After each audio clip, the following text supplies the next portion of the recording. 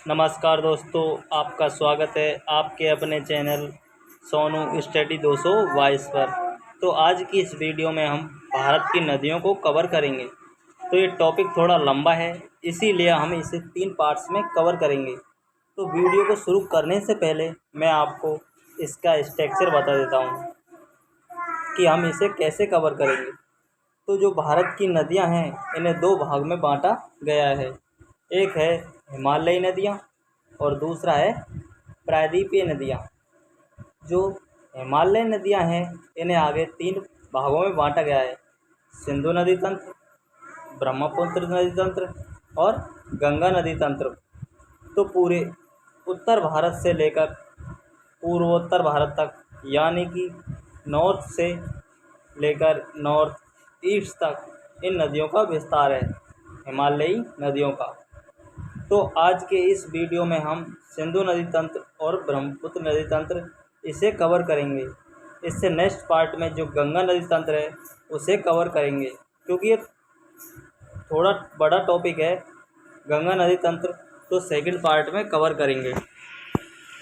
और last video में हम जो प्रायद्वीपीय नदियां हैं उन्हें कवर करेंगे, यानी कि जो मध्य भारत और दक्षिण भारत की नदियां हैं उन्हें कवर करेंगे। तो ये वीडियो 3 पार्ट्स में आएगी, मतलब कि भारत की नदियां हम 3 पार्ट्स में कवर करेंगे। तो आज की इस वीडियो में हम सिंधु नदी तंत्र और ब्रह्मपुत्र नदी तंत्र को कवर करेंगे। तो चलिए बिना देरी किए हुए वीडियो को शुरू करते हैं। सबसे पहले देखते हैं सिंधु नदी तंत्र। तो सिंधु नदी तंत्र में जैसा कि नाम से ही क्लियर है, मुख्य नदियों की सिंधु नदी और बाकी की नदियां होंगी इसकी सहायक नदियां। तो सबसे पहले देखते हैं सिंधु नदी तंत्र 3 देशों से होकर बहती है। कौन कौन से? चीन, भारत और पाकिस्तान। तो सिंधु नदी चीन के तिब्बत में मानसरोवर झील से निकलती है। तो ये चीन के तिब्बत में मानसरोवर झील से निकलती है और उसके बाद भारत के लद्दाख में एंटर करती है। तो फिर भारत के लद्दाख से होते हुए ये पाकिस्तान में जाती है और पाकिस्तान से गुजरते हुए ये अरब सागर में गिर जाती हैं। तो इसका उद्गम स्थल क्या हुआ? उद्गम स्थल होता है जहाँ से नदी की शुरुआत होती है, और मुहाना क्या होता है? जहाँ पर नदी ख़त्म होती है। सबसे पहले देखते हैं उद्गम स्थल। उद्गम स्थल है तिब्बत में मानसरोवर झील। याद रखेगा, मानसरोवर झील से ये निकलती है। मुहाना क्या है? जहाँ पर जाकर ये गिरती है, तो अरब सागर में। उसके बाद है सिंधु नदी तंत्र में 2 नदियाँ तिब्बत के से आती है। ये भी इम्पोर्टेंट है, क्योंकि जो भारत की नदियाँ हैं नदी तंत्र की, वो भारत से ही निकलती हैं। पर 2 नदियाँ हैं जो भारत के बाहर चीन के तिब्बत से निकलती हैं। कौन कौन सी? एक तो खुद सिंधु नदी, ये भी मानसरोवर झील से निकलती है, और दूसरी सतलज नदी, ये भी देखिए सा से शुरू हो रही है और ये भी सा से शुरू हो रही है। मतलब कि सतलज और सिंधु दोनों की शुरुआत सा से ही हो रही है। और एक है पहली नदी, मतलब कि सिंधु नदी तंत्र की सबसे ऊपरी नदी और सबसे लास्ट वाली नदी, ये दोनों ही नदियां भारत के बाहर तिब्बत के मानसरोवर झील से निकलती है। बाकी की नदियां भारत से ही निकलती है। तो सिंधु के दाएं तट पर भारत का लेह शहर स्थित है। कई बार क्वेश्चन पूछा जाता है कि किस नदी के तट पर कौन सा शहर स्थित है। तो जो लेह शहर है वो सिंधु नदी के दाएं तट पर स्थित है। याद रखेगा। अब हमने सिंधु नदी के बारे में पढ़ लिया है, एक बार हम इसकी सहायक नदियां मैप में देख लेते हैं, उसके बाद डिटेल में पढ़ेंगे। तो सबसे ऊपर देखते हैं झेलम नदी। तो सिंधु नदी की सबसे ऊपर, उसके बाद इसकी सहायक नदी हैं झेलम नदी। तो झेलम नदी के बाद है चिनाब नदी, यही इसका सही क्रम है। याद रखेगा, सबसे ऊपर है झेलम, उसके बाद चिनाब, और उसके बाद है रावी नदी, उसके बाद है ब्यास नदी, और सबसे लास्ट में है सतलज नदी। सिंधु नदी तंत्र की शुरुआत सिंधु सा से ही हो रही है और ख़त्म भी सा पर ही होगी, यानी कि सतलज पर सा से शुरू होकर सा पर ही ख़त्म हो रही है। तो सही क्रम क्या है? सबसे ऊपर है झेलम, फिर चिनाब, फिर रावी, ब्यास और सतलज। चिनाब नदी सिंधु नदी की सबसे बड़ी सहायक नदी है। कई बार एग्जाम में पूछा जाता है कि चिनाब नदी सबसे बड़ी सहायक नदी है किसकी? तो सिंधु नदी की। तो ये सहायक नदियों में सबसे बड़ी बहन है। बाकी की इसकी छोटी बहनें हैं। तो बड़ी बहन का क्या काम होता है? छोटी बहनों की उंगली पकड़कर उन्हें रास्ता दिखाना, यही काम इसका है। तो चिनाब नदी सबसे बड़ी बहन है और बाकी की बहनें इसमें मिल जाती है, इसकी उंगली पकड़ लेती है और ये उनको उनकी मंजिल तक पहुंचाती है। यानी कि बड़ी बहन के हिसाब से ये उनको रास्ता दिखाती है। ये सब नदियाँ इसमें जाकर मिल जाती हैं, मतलब कि बाकी की नदियाँ हैं ये चिनाब में मिल जाती है और चिनाब जाकर सिंधु नदी में मिल जाती हैं। इस प्रकार जो पांचों की पांचों नदियाँ हैं ये सिंधु नदी में मिल जाती हैं। आशा करता हूँ आपको ये याद रहेगा। तो अब आगे देखते हैं। जैसा कि आप मैप में देख रहे हैं, ये जितनी भी नदियाँ हैं ये भारत से होकर पाकिस्तान जा रही हैं। इसीलिए पाकिस्तान को ये डर सता रहा था कि कहीं भारत इन नदियों को रोक न दे। इसलिए भारत और पाकिस्तान के मध्य एक समझौता हुआ जिसे सिंधु जल समझौता कहते हैं। ये क्या है इसे देख लेते हैं। तो सिंधु नदी तंत्र के जल को लेकर भारत और पाकिस्तान के बीच 1960 में सिंधु जल समझौता, जिसे इंडस रिवर ट्रीटी कहते हैं। तो इस संधि पर भारत के तत्कालीन प्रधानमंत्री जवाहरलाल नेहरू जी और पाकिस्तान के तत्कालीन राष्ट्रपति अयूब खान ने दस्तखत किए थे। ये दोनों, एक प्रधानमंत्री और दूसरे पाकिस्तान के राष्ट्रपति, इन्होंने हस्ताक्षर किए थे। इनके बीच हुआ था इंडस रिवर ट्रीटी।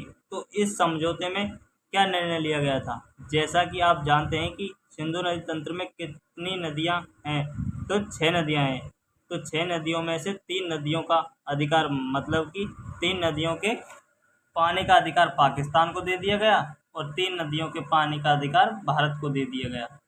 तो ये कौन कौन सी नदियां हैं? ये हैं, एग्जाम में पूछा जाता है कि तो जो ऊपर वाली 3 नदियां हैं, सिंधु नदी, झेलम नदी और चिनाब नदी, इन तीनों नदियों के पानी का इस्तेमाल का अधिकार पाकिस्तान को दे दिया गया और बाकी की जो नीचे की 3 नदियां हैं, रावी, ब्यास और सतलज, इन तीनों नदियों का अधिकार भारत को दे दिया गया।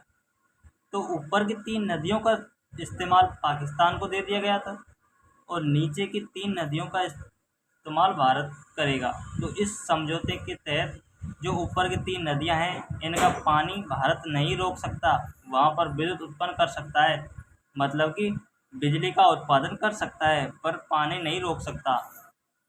इसमें डिसाइड हुआ है। तो आशा करता हूँ आपको सिंधु जल समझौता समझ आ गया होगा। तो अब हम एक एक करके जो सिंधु नदी की सहायक नदियां हैं उनको पढ़ते हैं। तो सबसे पहले हम शुरुआत करते हैं सिंधु नदी तंत्र की सबसे बड़ी सहायक नदी चिनाब से। तो चिनाब का उद्गम स्थल और मुहाना देख लेते हैं, क्योंकि एग्जाम में यही पूछा जाता है कि इस नदी उद्गम स्थल बताओ, मुहाना बताओ, और जो विशेष बातें हैं वो भी हम पढ़ेंगे। तो सबसे पहले चिनाब नदी का उद्गम स्थल। तो चिनाब नदी कहाँ से निकलती है? बारालाचा दर्रा। ये मैंने आपको दर्रे की वीडियो में बताया था कि बारालाचा दर्रा कहाँ पर है। तो हिमाचल प्रदेश में। तो चिनाब नदी निकलती है हिमाचल प्रदेश से। ये ख़त्म कहाँ पर होती है आपको पता है? ये सभी नदियाँ सिंधु नदी में जाकर मिल जाती हैं।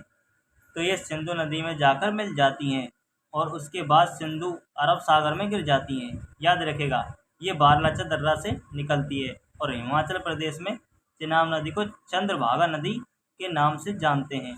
तो इसे चंद्रभागा नदी क्यों कहते हैं? हिमाचल प्रदेश में 2 नदियां हैं, एक है चंद्र और दूसरी है भागा। तो ये दोनों नदियां जहाँ पर आकर मिलती हैं वहीं से चिनाब नदी शुरू होती है। तो इसीलिए इसे चंद्रभागा नदी कहते हैं, क्योंकि चिनाब नदी चंद्र और भागा दोनों से मिलकर बनी है, इसीलिए इसे चंद्रभागा नदी भी कहते हैं। और ये जब एग्जाम में पूछा जाए तो इसका हिंट याद रखेगा कि ये दोनों चा से शुरू हो रही है। जितनी भी सिंधु नदी की सहायक नदियां हैं उनमें सिर्फ एक यही नदी है जिसकी शुरुआत चा से हो रही है, और चंद्रभागा भी शुरुआत चा से हो रही है। तो यह एक हिंट है जिससे आप याद रख पाएंगे कि चंद्रभागा नदी और चिनाब नदी दोनों एक ही है। तो इसके बाद हम देखते हैं चिनाब सिंधु नदी की सबसे बड़ी सहायक नदी है। ये मैंने आपको पहले भी बता दिया था कि जो चिनाब नदी है वो सिंधु नदी की सबसे बड़ी सहायक नदी है। चिनाब नदी हमने देख ली है, अब हम बाकी की सहायक नदियाँ एक एक करके देख लेते हैं। तो इनको मैंने एक ही स्लाइड में कवर कर दिया है। इनका उद्गम स्थल, मुहाना, जो विशेष बातें याद रखनी है तो इससे आप याद रख पाएंगे। ज़्यादातर यही पूछा जाता है कि इनका उद्गम स्थल कौन सा है, क्योंकि मुहाना तो आपको पता है कि जितनी भी सहायक नदियां हैं ये चिनाब नदी में मिल जाएंगी और चिनाब नदी सिंधु नदी में मिल जाएगी। पर जो इनका उद्गम स्थल है ये इम्पोर्टेंट है, तो हम एक एक करके देखते हैं। तो सबसे पहले देखते हैं झेलम नदी। तो झेलम नदी का उद्गम स्थल बैरीनाग झील से, मैंने झील वाली वीडियो में आपको बताया था कि जितनी भी नाग नागिन वाली झील है ये कहाँ पर है, तो ये है जम्मू कश्मीर में। तो झेलम नदी जम्मू कश्मीर के बैरीनाग झील से निकलती है। और मुहाना चिनाब नदी, तो ये तो आपको पता है होगा, तो इसे आप याद कैसे रख पाएंगे कि बैरीनाग झील से झेलम नदी निकलती है। तो जैसा कि इस झील में लिखा है नाग, तो इसके पीछे है नाग। तो जो नाग नागिन है इनको कोई आम नदी नहीं झेल सकती, तो कोई ऐसी नदी है जो इनको झेल पाए, तो इस नदी का नाम ही रख दिया झेलम नदी। ये इतने नाग नागिन को झेल रही है, इसीलिए इनका नाम पड़ गया झेलम नदी, क्योंकि ये बहुत से नाग नागिन का झेल रही है। एक तरीका है जिससे आप याद रख पाएंगे, तो ये याद रखना कि जो श्रीनगर है झेलम नदी के तट पर है। साथ ही साथ इम्पोर्टेंट बातें हैं वो मैं आपको बता रहा हूँ। तो श्रीनगर झेलम नदी के तट पर है, याद रखेगा। तो झेलम नदी के बाद देखते हैं रावी नदी।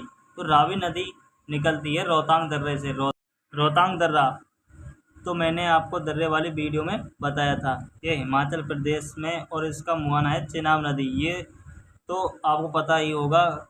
तो रावी नदी निकलती है रोहतांग दर्रे से। रोहतांग ये रा से शुरू हो रहा है, और यह ऐसा हिंट है, याद रख लेना कि रा से ये भी है और रा से ये भी है। रोहतांग दर्रे से निकलती है रावी नदी।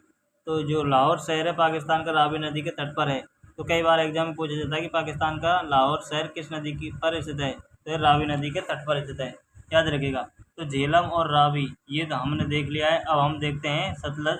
तो सतलज नदी राजस्थान की मानसरोवर झील है, तिब्बत में वहाँ से निकलती है। तो मैंने आपको शुरुआत में बताया था कि दो नदियाँ हैं, एक तो सिंधु नदी और एक सतलज नदी, दोनों साथ से शुरू हो रही है। एक है पहली, एक है आखिरी। ये दोनों भारत के बाहर मानसरोवर झील से निकलती है। इस प्रकार जो सतलज नदी है वो कहाँ से निकल रही है, मानसरोवर झील के राजस्थान से, याद रखेगा।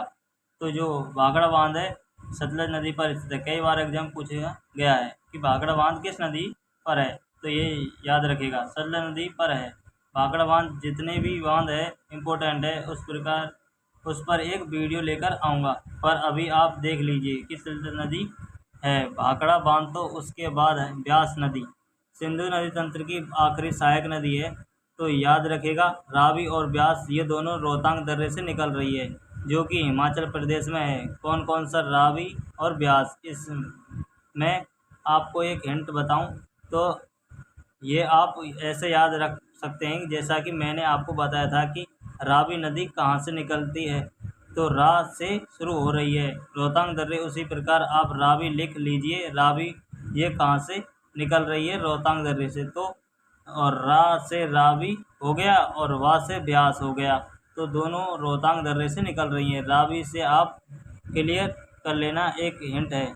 रावी नदी लिखेंगे, दोनों रोहतांग दर्रे से निकल रही हैं। रा से रावी और वा से ब्यास, दोनों कहाँ से निकल रही है, रोहतांग दर्रे से। तो यदि आप और ब्यास नदी इकलौती ऐसी नदी है जो भारत से शुरू हो रही है और भारत में ही ख़त्म हो जाती है। तो ये सतलज नदी में जाकर मिल जाती है, और सतलज नदी इसे चिनाब नदी में मिला देती है, याद रखेगा। तो ये भारत में ही शुरू हो रही है, होती है, और भारत में ही ख़त्म हो जाती है। और सबसे ज़्यादा इम्पोर्टेंट पंजाब के हरी के क्षेत्र में सतलज और ब्यास का संगम होता है, और वहाँ से भारत की सबसे लंबी नहर इंदिरा गांधी नहर निकलती है। तो आज का ये वीडियो पसंद आया तो